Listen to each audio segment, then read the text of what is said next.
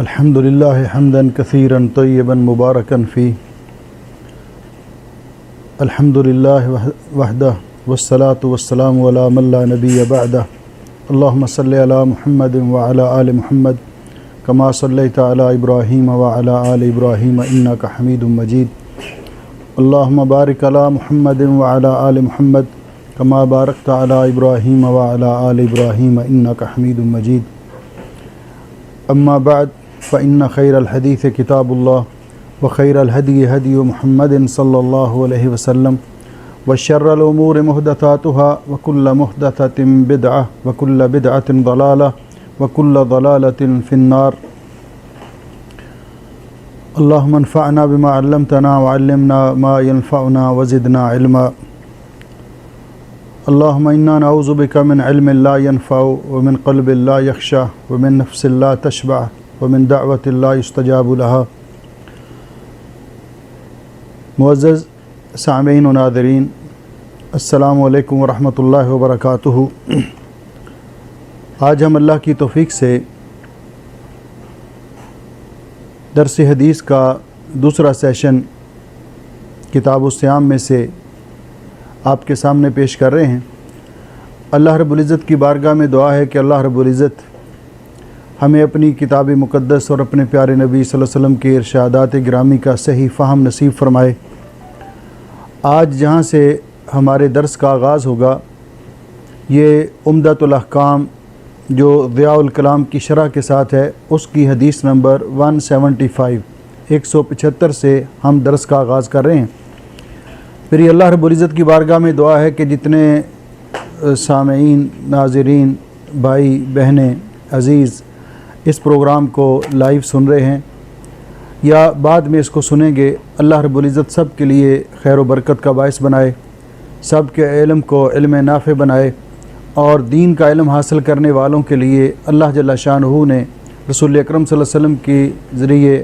ہم تک جو بشارات پہنچائی ہیں،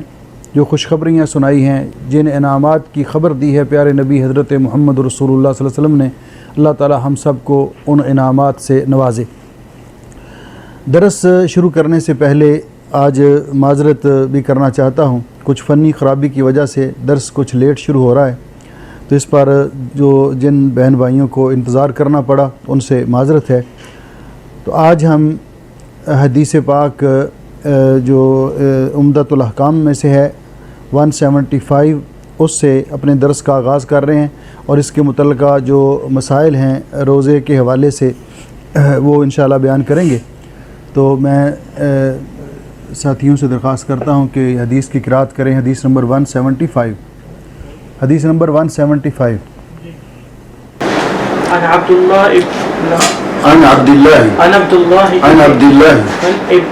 الله ابن عمر رضي الله عنهما قال سمعت رسول الله صلى الله عليه وسلم يقول إذا رأيتموه فصوموا وإذا رأيتموه فأفطروا فإن غم عليكم فاقدروا له. یہ حدیث بخاری اور مسلم کے اندر ہے. حضرت عبداللہ ابن عمر رضی اللہ تعالیٰ عنہما نبی پاک صلی اللہ علیہ وسلم کے جلیل القدر صحابی ہیں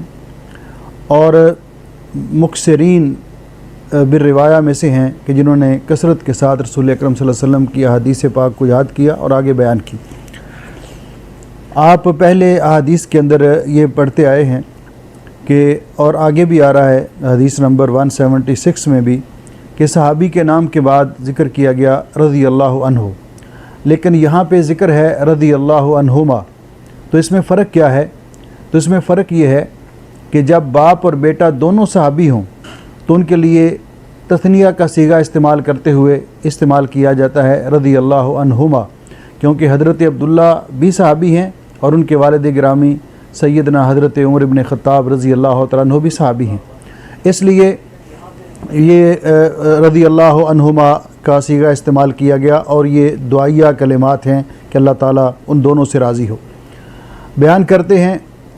قال سمعت رسول اللہ صلی اللہ علیہ وسلم. رسول اکرم صلی اللہ علیہ وسلم کے جو ارشادات گرامی ہیں ان کو صحابہ کرام بیان کرتے ہوئے یا تو نبی پاک صلی اللہ علیہ وسلم کی قولی حدیث اس کو بیان کرتے ہیں یا فعلی حدیث کو بیان کرتے ہیں. تو جب رسول اکرم صلی اللہ علیہ وسلم کی قولی حدیث کو بیان کرتے ہیں تو اس وقت سمعتو کا صیغہ استعمال کرتے کہ میں نے رسول اکرم صلی اللہ علیہ وسلم سے یہ سنا. سمعتو میں نے سنا رسول اللہ صلی اللہ علیہ وسلم رسول اللہ صلی اللہ علیہ وسلم کو یہ فرماتے ہوئے. اور اگر دیکھیں تو وہ بیان کرتے ہیں رأیت رسول اللہ صلی اللہ علیہ وسلم. تو حضرت عبداللہ ابن عمر رضی اللہ تعالیٰ عنہما بیان فرماتے ہیں کہ میں نے رسول اکرم صلی اللہ علیہ وسلم سے یہ سنا، یعنی آپ کو یہ فرماتے ہوئے سنا. یقول آپ فرماتے تھے اذا رأیتموہ فصوموا، جب تم اس کو دیکھو. اور ہو کی ضمیر جو ہے یہ ہلال کی طرف ہے، ہلال رمضان کی طرف، کہ جب تم رمضان کا چاند دیکھو فصوموا تو اس وقت روزے رکھو، یعنی رمضان کا چاند دیکھ کر اس وقت روزے رکھو. فَإِنْ غُمَّ عَلَيْكُمْ، پس اگر تم پر غمہ غیم سے ہے، بادل چھا جائیں، مطلع ابر آلود ہو یا غبار وغیرہ ہو، یعنی چاند صاف دکھائی نہ دے،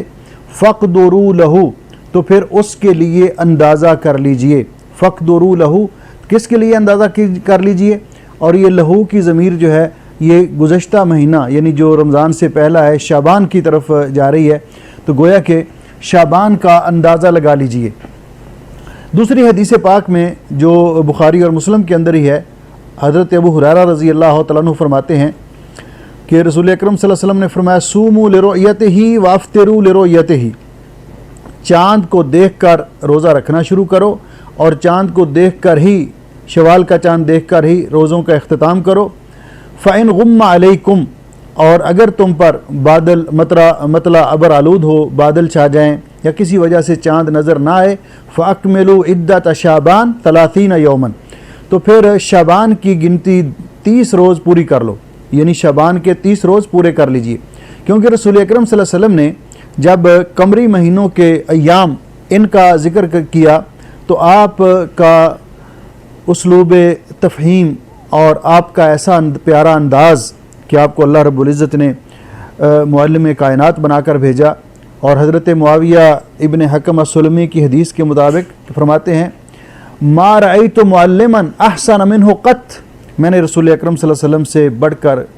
حسن و خوبی اور اچھی تعلیم دینے والا کسی کو نہیں دیکھا. تو آپ نے ایسے اسلوب سے ہمیں یہ بات سمجھائی. جب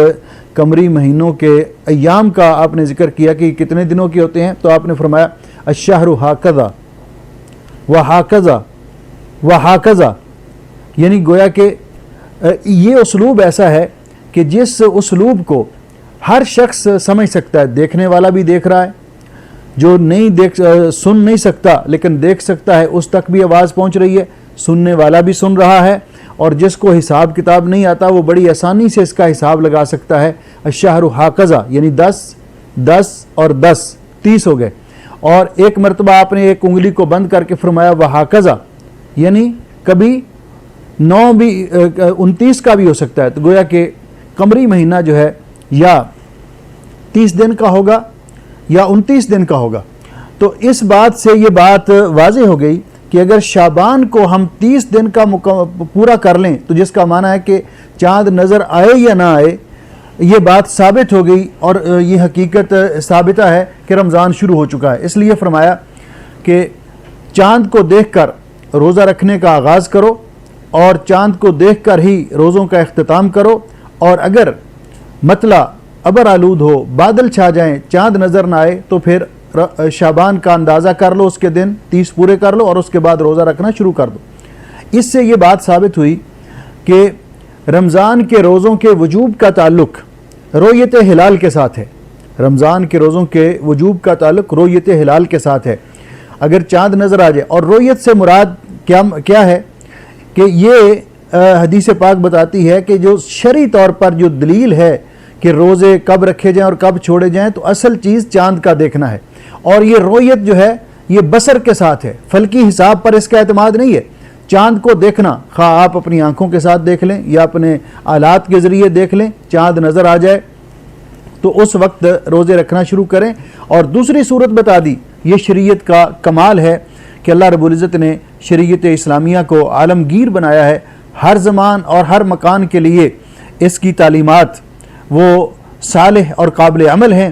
اس لیے فرمایا اگر ایسی صورت پیدا ہو جائے اور کہ بادل چھائے ہوئے ہیں اس افق پر جس پہ چاند نظر آئے گا، اور چاند کس افق پر نظر آئے گا؟ مغرب کی طرف۔ اگر اس وقت بادل چھائے ہوئے ہیں یا پھر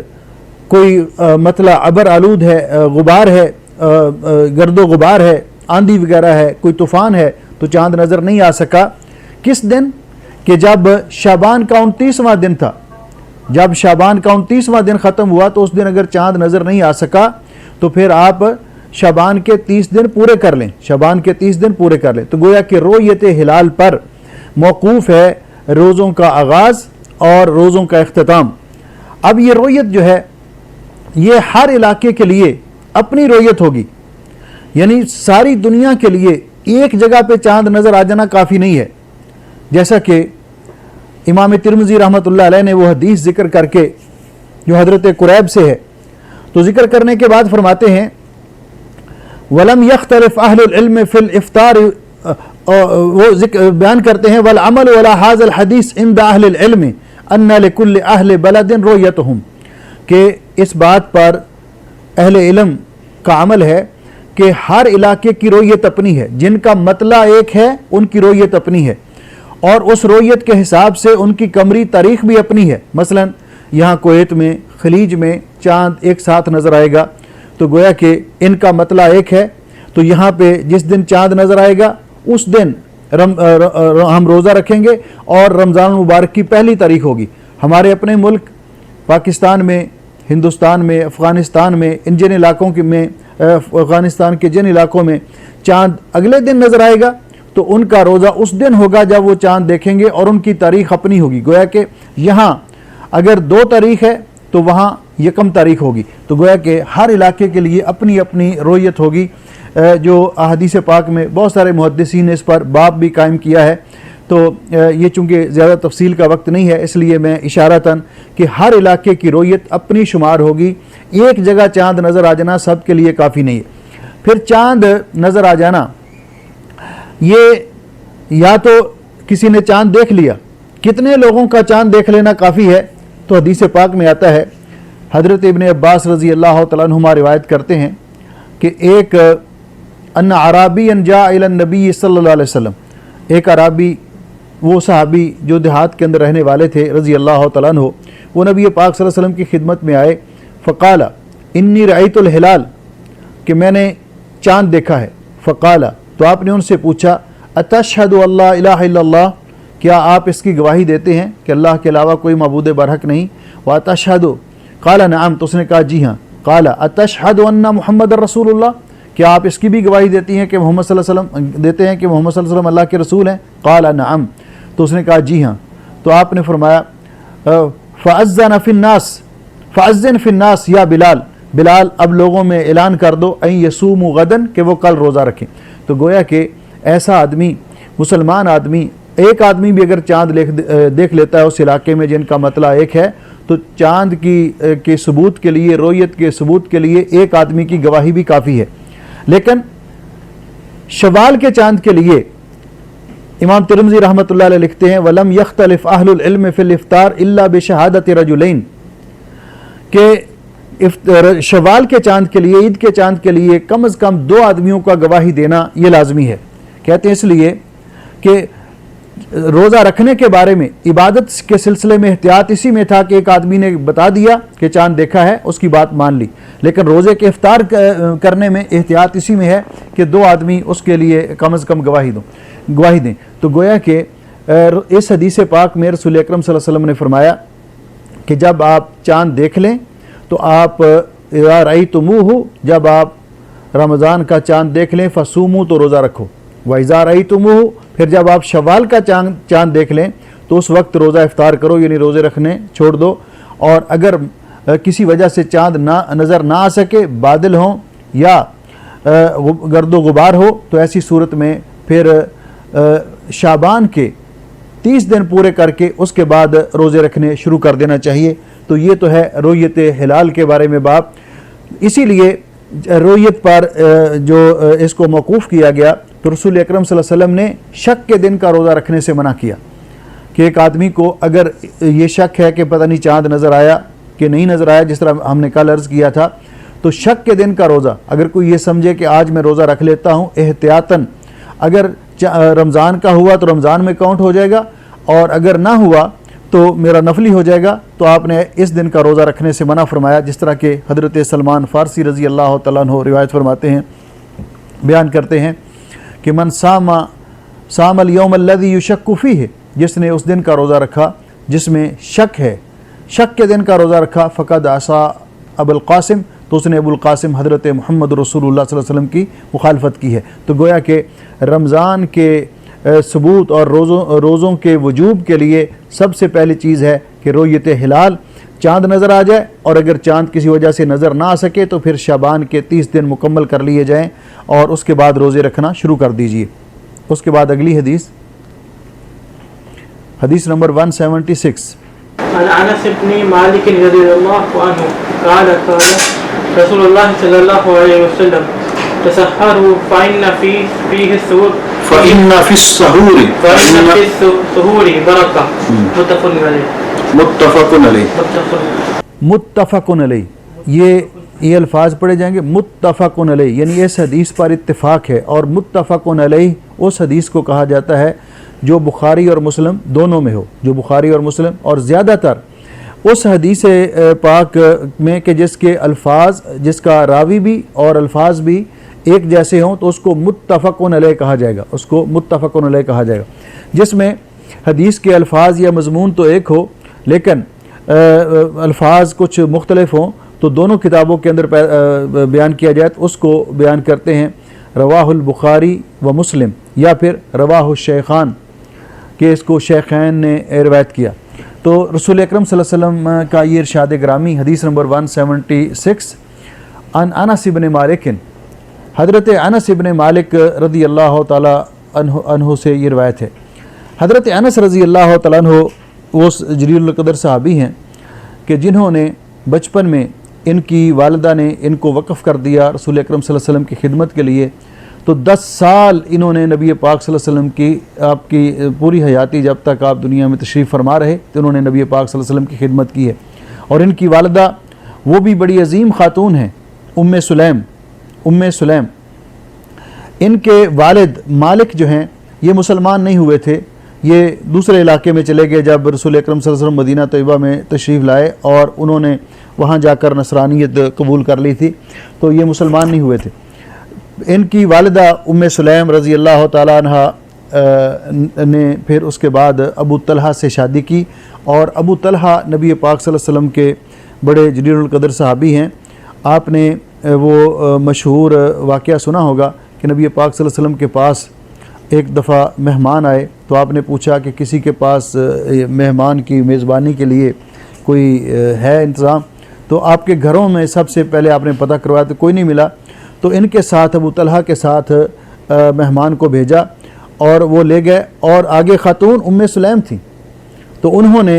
अपने शौहर को मशवरा दिया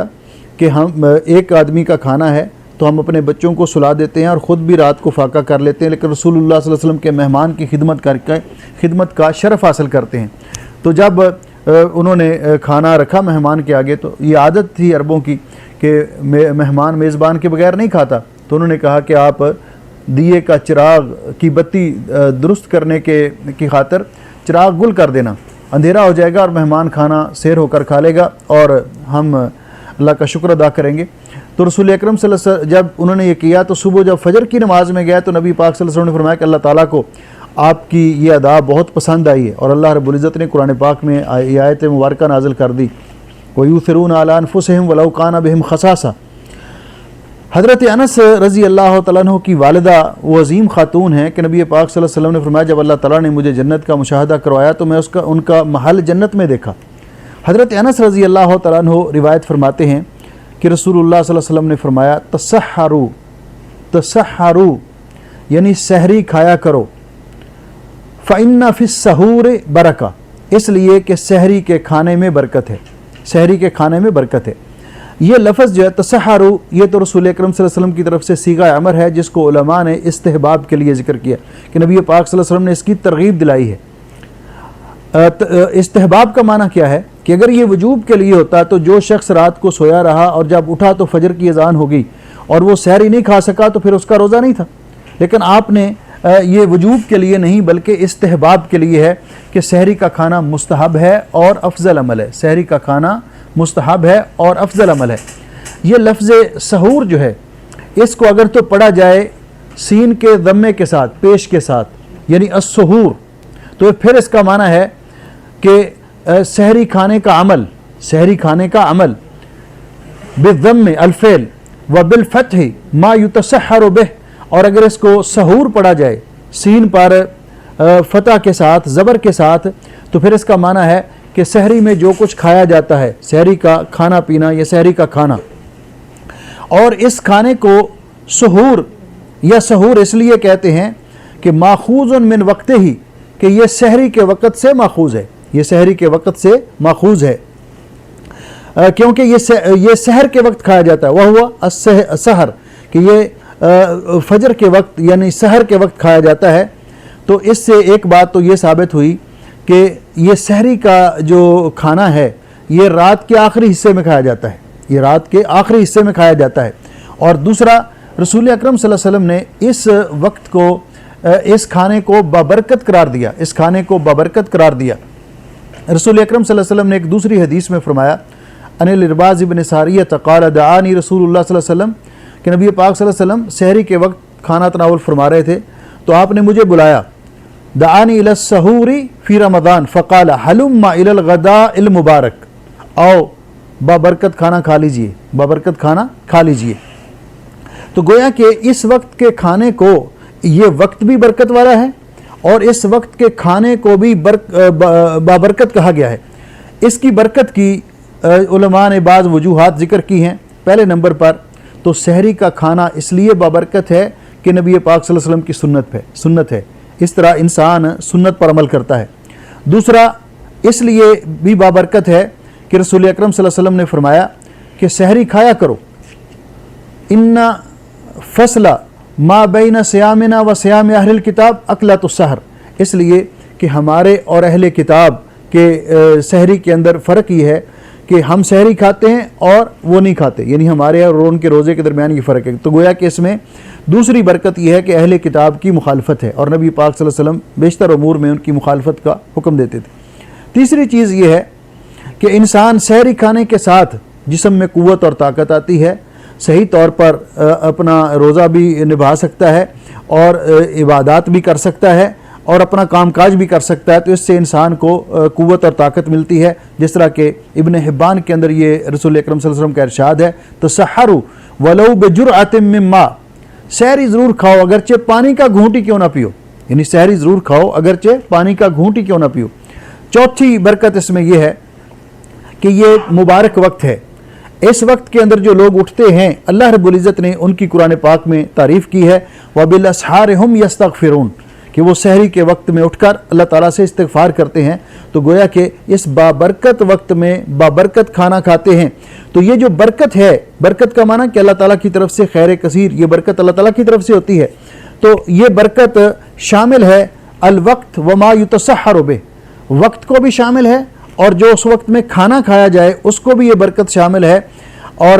پانچواں اس کی برکت یہ ہے کہ جو آدمی سحری کے وقت اٹھ کر کھانا کھاتا ہے، سحری کھاتا ہے، وہ فجر کی نماز جماعت کے ساتھ ادا کر لیتا ہے۔ جو اس سے پہلے کھا لیتا ہے رات کے 12 بجے یا 1 بجے اور کھا کر پھر سو جاتا ہے، تو ایک تو اس کا روزہ لمبا ہو جاتا ہے،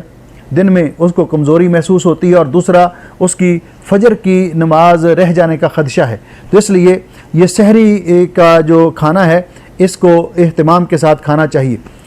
اس کے آداب سحری کے کھانے کے ان کو ملحوظ رکھنا چاہیے۔ سب سے پہلے کہ اس وقت جو سحری کھانی ہے اس وقت نیت ہونی چاہیے، رات کو نیت کی ہے یا اس وقت کہ میں روزہ رکھ رہا ہوں، اور نیت کا تعلق دل کے ساتھ ہے۔ نیت کے کوئی الفاظ پیارے نبی حضرت محمد رسول اللہ صلی اللہ علیہ وسلم سے منقول نہیں ہے، اور ان الفاظ کے بارے میں کل میں گفتگو کر چکا ہوں کہ یہ جو عام دعا پڑھی جاتی ہے وہ بصوم غد نویتو من شہر رمضان، یہ نبی پاک صلی اللہ علیہ وسلم سے ثابت نہیں ہے اور مقتضی حال کے بھی مطابق نہیں ہے۔ کیسے کھانا نیت کی جائے اور اس کے بعد بسم اللہ پڑھ کے کھانا کھایا جائے، کیونکہ رسول اکرم صلی اللہ علیہ وسلم نے کھانے سے پہلے بسم اللہ پڑھنے کا حکم دیا، پھر کھانے سے بسم اللہ پڑھ کے دائیں ہاتھ سے کھانا کھایا جائے۔ آپ نے فرمایا دائیں ہاتھ سے کھاؤ، کیونکہ بائیں ہاتھ سے شیطان کھاتا اور پیتا ہے، اس لیے دائیں ہاتھ سے کھایا جائے، اور پھر کھانا ایک مناسب مقدار کے اندر کھایا جائے، اور اس کے بعد یہ قید نہیں ہے کہ کیا کھایا جائے اور کیا نہ کھایا جائے، لیکن رسول اکرم صلی اللہ علیہ وسلم نے فرمایا، حضرت ابو ہریرہ رضی اللہ تعالیٰ عنہ سے روایت ہے، آپ نے فرمایا نعم سحور المؤمن التمر، نعم سحور المؤمن التمر، کہ مومن کی بہترین سحری کا کھانا، مومن کا بہترین سحری کا کھانا کھجور ہے، یعنی کھجور اگر انسان کھا لیتا ہے تو اگر کوئی سحری کھا لیتا ہے اور سنت پر عمل کرتے ہوئے ساتھ کھجور بھی کھا لیتا ہے تو گویا کہ ایک تو سنت پر عمل ہو جائے گا، اور دوسرا وہ ایک میٹھی چیز کی جگہ پہ کھجور کھا لے گا، اور کھجور ویسے بھی طاقتور چیز ہوتی ہے، تو اس لیے سحری کا کھانا کھانے میں آپ نے اس کو ببرکت کھانا قرار دیا، اور جو بھی آپ کھانا چاہیں، کوئی پراٹھے کھانا چاہے تو اس کی اپنی مرضی ہے،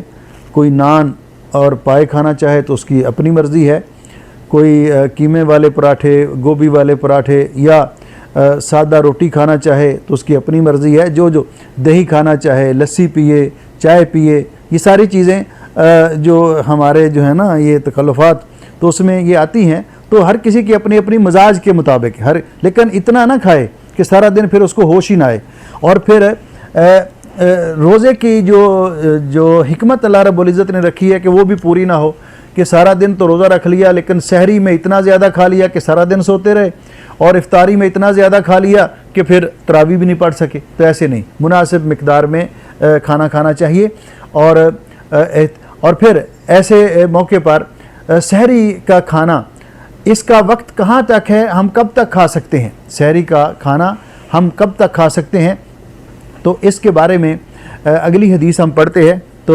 اس میں انشاءاللہ اس بات کی وضاحت آ جائے گی کہ سحری کا کھانا ہم کب تک کھا سکتے ہیں۔ ہاں جی، عن انس بن مالک رضی اللہ عنہ عن زید بن ثابت رضی اللہ عنہ قال رضی اللہ عنہما،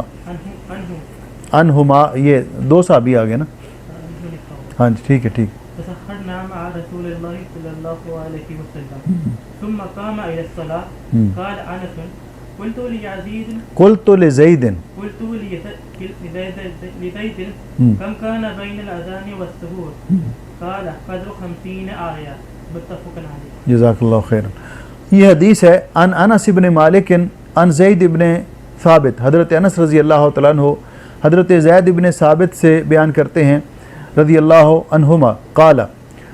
وہ بیان کرتے ہیں تسحرنا مع رسول اللہ صلی اللہ علیہ وسلم، ہم نے سحری کی رسول اکرم صلی اللہ علیہ وسلم کے ساتھ، ہم نے رسول اکرم صلی اللہ علیہ وسلم کے ساتھ سحری کی،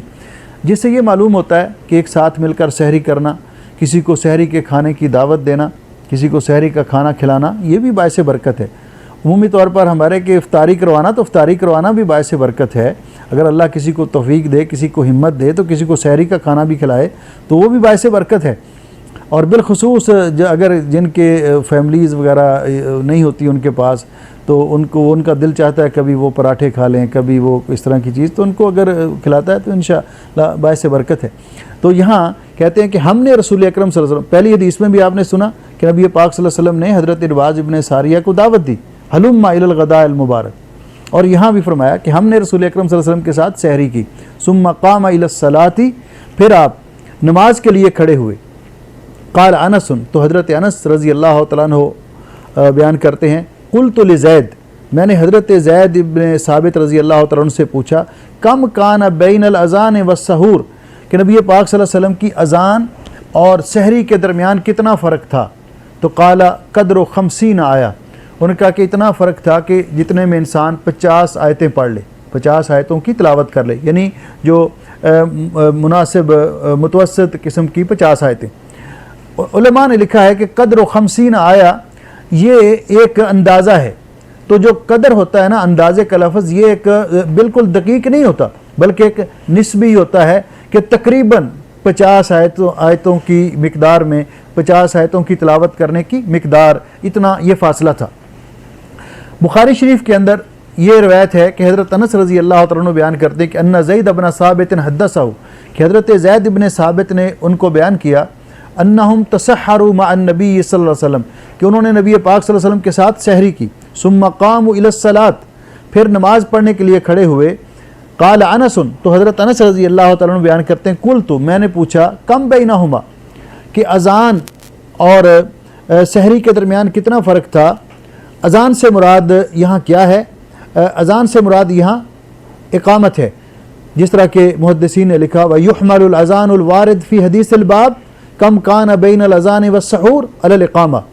کہ اس سے مراد اقامت ہے، یعنی نماز کی اقامت۔ تو گویا کہ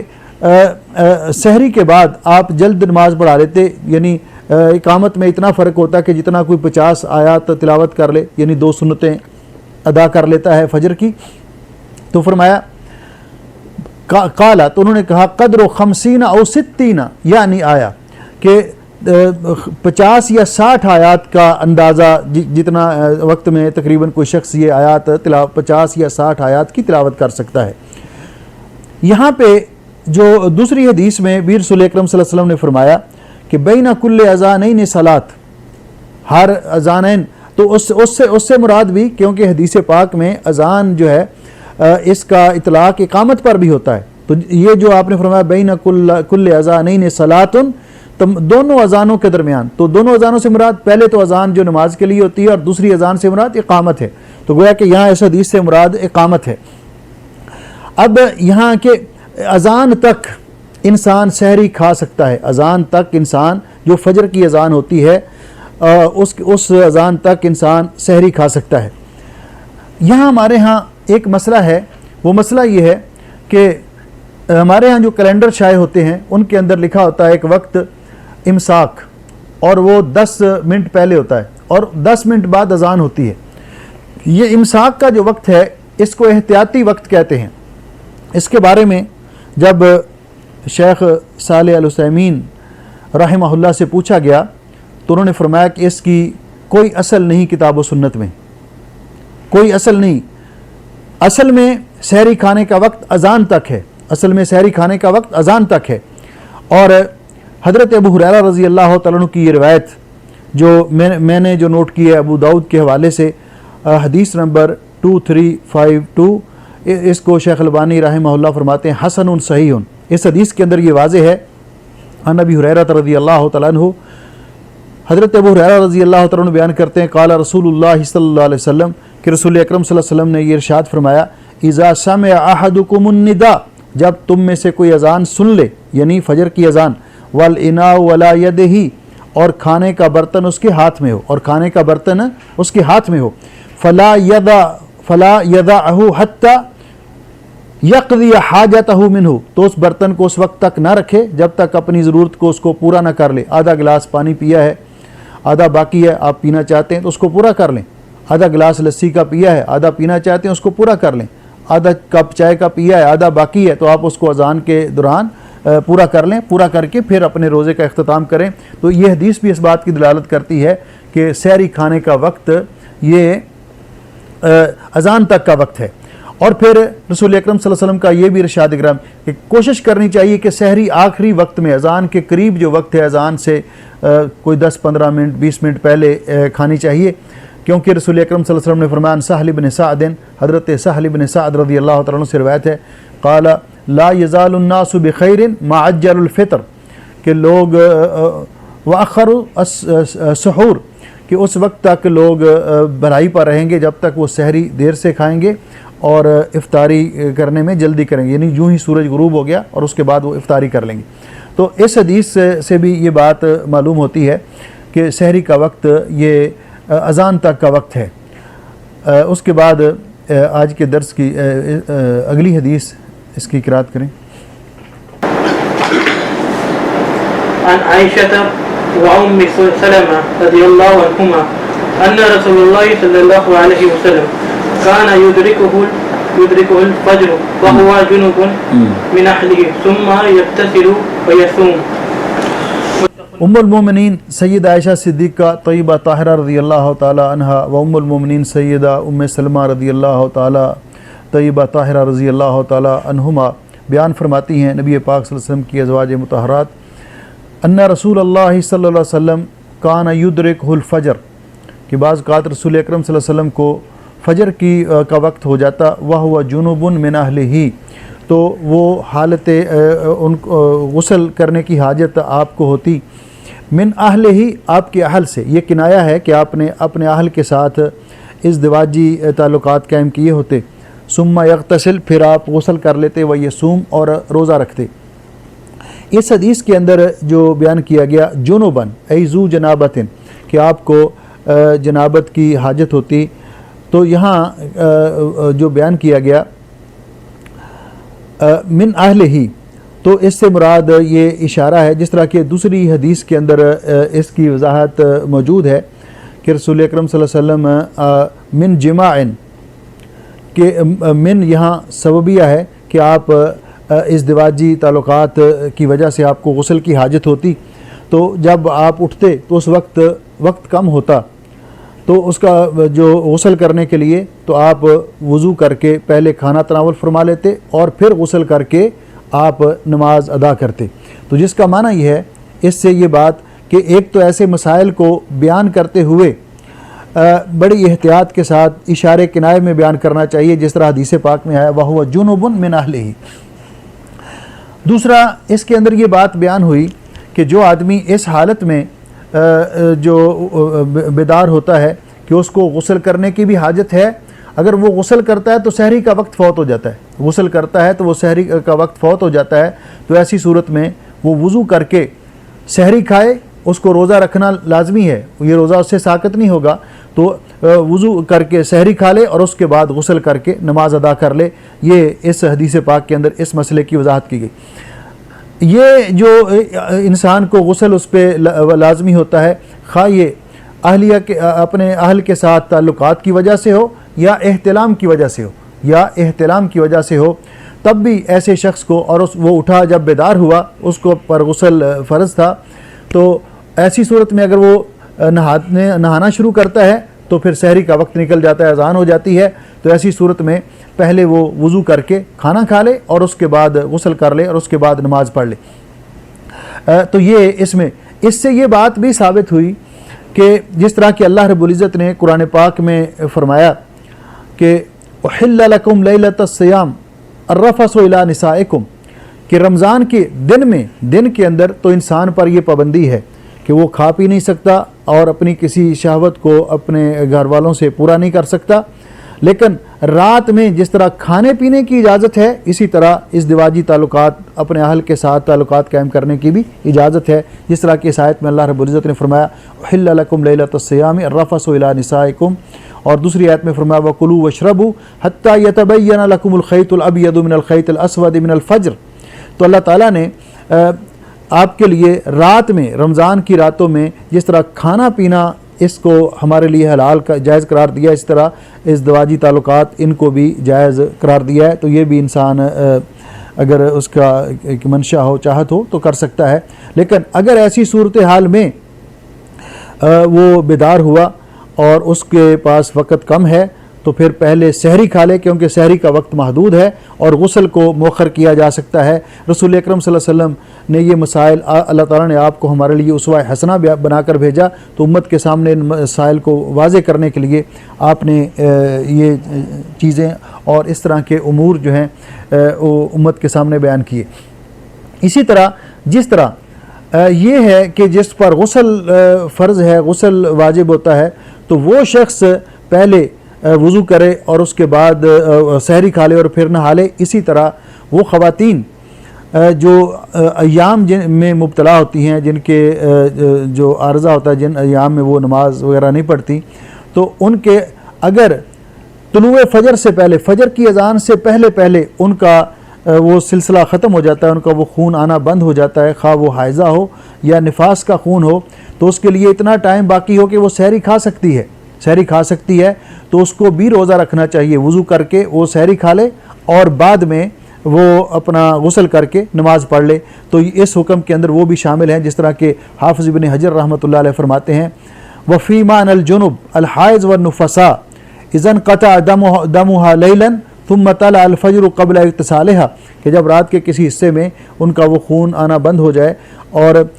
پھر غسل کرنے سے پہلے پہلے فجر طلوع ہو جائے تو وہ بھی اسی طرح عمل کرے گی، اس لیے کہ وہ اہل صوم میں سے ہے، اس کو روزہ رکھنا چاہیے اور اس کے بعد اس کو فوراً غسل کر کے فجر کی نماز پڑھنی چاہیے۔ یہ مسائل تھے جو آج کی احادیث سے متعلقہ تھے۔ آج چونکہ ہمارا درس ذرا دیر سے شروع ہوا اس لیے ہم انہی احادیث پر اکتفا کرتے ہیں۔ اگر کسی بہن بھائی کا جو اس وقت مطابقت کر رہے ہیں کوئی سوال ہو تو وہ آپ پوچھ سکتے ہیں، کل انشاءاللہ ہم اپنے وقت پر درس شروع کریں گے۔ اور آپ تمام بہن بھائیوں سے گزارش ہے کہ رسول اکرم صلی اللہ علیہ وسلم کے احادیث مبارکہ کو سننا، سیکھنا اور یہ باعث برکت ہے، اور دین کا علم حاصل کرنا اس کے لیے جو بھی محنت اور کوشش کرتا ہے، رسول اکرم صلی اللہ علیہ وسلم نے فرمایا طلب العلم فریضۃ علی کل مسلم، ضروریات زندگی اور اپنے عقائد عبادات کا علم سیکھنا ہر مسلمان اور مرد اور عورت کے لیے لازمی ہے۔ تو اس لیے اس میں آپ مطابقت کریں، یہ لنک آپ آگے بھی فارورڈ کریں اور تاکہ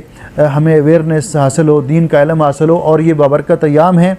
جو آ رہے ہیں رمضان المبارک کے، ہم ان کے اندر بھی درس تفسیر بھی شروع کرنے والے ہیں سورۃ المائدہ کا، اس کا ٹائم آپ کو بتلا دیا جائے گا۔ تو آپ تمام بہن بھائی اس تعلیم کو آگے پھیلانا بھی صدقہ جاریہ ہے، تو آپ آگے بھی پھیلائیں، اللہ تعالیٰ آپ کو جزائے خیر دے۔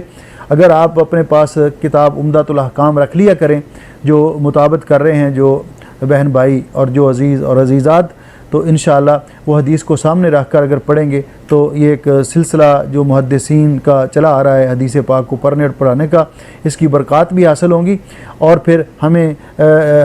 حدیث پاک کو پڑھنے کا اور سیکھنے کا ایک طرز بھی آئے گا۔ ہاں جی، سوال کیا ہے؟ ایک سوال تھا کہ ایک بندے نے پوچھا کہ کل کے درس میں آپ نے بلوغت کا ذکر کیا تھا، بلوغت کی ایگزیکٹ عمر وہ جاننا چاہ رہے تھے کہ کیا عمر شروع ہوتی ہے؟ ہاں، سوال یہ آیا ہے کہ بلوغت کی عمر کیا ہے۔ تو بلوغت کی عمر کوئی شریعت کے اندر فکس نہیں ہے، بلکہ اس کی علامات بیان کی گئی ہیں۔ بلوغت کی علامات بیان کی گئی ہیں، وہ علامات مردوں میں یہ ہے کہ مردوں کے اندر وہ علامت یہ ہے کہ احتلام ہونا مردوں کے اندر، کہ یہ اور دوسرا یہ مونچھیں ان کا آنا، اور ساتھ ایک آواز ان تبدیل ہو جاتی ہے، اور ساتھ حدیث پاک میں آتا ہے کہ نبی پاک صلی اللہ علیہ وسلم نے جب فیصلہ کیا اس کا تو دیکھا کہ جن کے زیر ناف بال اگ آتے ہیں تو گویا کہ وہ بالغ ہو گیا، جب سے یہ بال آنے شروع ہو گئے۔ خواتین کے لیے یہ ہے کہ جب ان کو ماہواری آنا شروع ہو جائے، ایام آنا شروع ہو جائیں، تو وہ ان کی بلوغت کی عمر ہے۔ اس عمر کو اگر کوئی 13 سال میں ایسے ہو جاتا ہے، 14 سال میں ایسے ہو جاتا ہے، 15 سال میں ایسے ہو جاتا ہے، تو یہ جو 18 سال کی ہمارے ہاں بلوغت کی عمر مقرر ہے نا کہ رجسٹریشن کے لیے، نکاح وغیرہ کے لیے، تو وہ نہیں، اصل میں کہ جب وہ بالغ ہو جائیں اور بالغ ہونے کے جو علامات ظاہر ہو جائیں تو اس وقت انسان بالغ ہو جاتا ہے۔ ہاں جی، اور کوئی سوال؟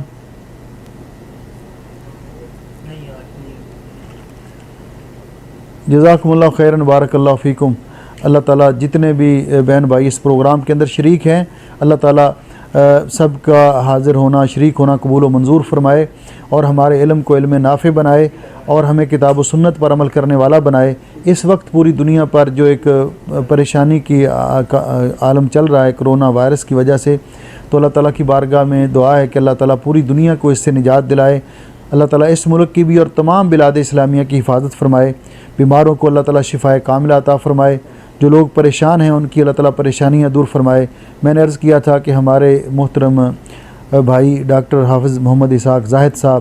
ان کی والدہ ماجدہ بیمار ہیں، ہمارے بھائی عبدالغفور صاحب کی والدہ بیمار ہیں، اس طرح پاکستان میں ہماری عزیزہ بیمار ہیں، اور بھی جتنے مسلمان بیمار ہیں سب کے لیے دعا کریں کہ اللہ رب العزت تمام بیماروں کو شفائے کاملہ عطا فرمائے،